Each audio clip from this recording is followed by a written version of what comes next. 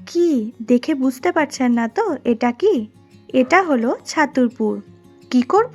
এটা দিয়ে ছাতুর পরোটা করব।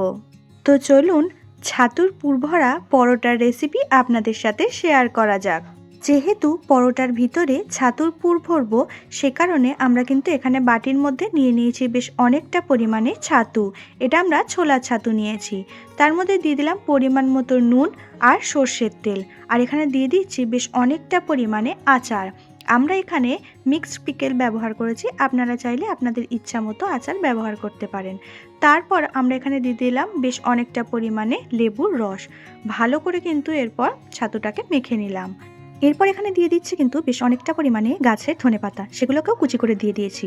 তবে এই ছাতুর পুরের ক্ষেত্রে জল কিন্তু ব্যবহার করা যাবে না, বেশ ভালো করে ঝুরঝুরি করে মেখে নিতে হবে। আর বেশ অনেকটা পরিমাণে কাঁচা লঙ্কা আর হাতের সাহায্যে ক্রাশ করে দিলাম বেশ অনেকটা পরিমাণে জোয়ান, সেটাকেও দিয়ে দিলাম। দেখুন আমাদের এই ছাতুর পুরটা কিন্তু রেডি হয়ে গেছে আর বেশ ঝুরঝুরেও হয়েছে।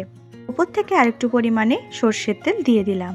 অন্যদিকে পরোটা করার জন্য কিন্তু আমরা ময়দার ডোটা বানিয়ে নিচ্ছি, তাই ময়দার মধ্যে দিয়ে দিয়েছি পরিমাণ মতো নুন আর সাদা তেল। তারপর তেলটাকে দিয়ে ভালো করে কিন্তু ময়াম দিয়ে নিচ্ছি।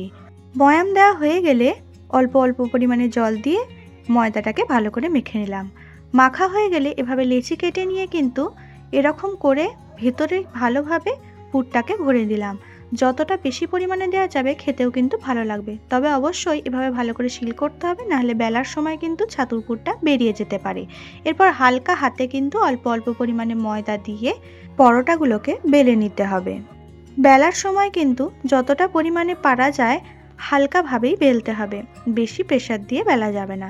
এরপর অন্যদিকে তাওয়া গরম করতে দিয়ে একটা একটা করে পরোটা কিন্তু প্রথমে সেঁকে নিয়ে তারপর তেল দিয়ে ভালো করে ভেজে নামিয়ে নিতে হবে।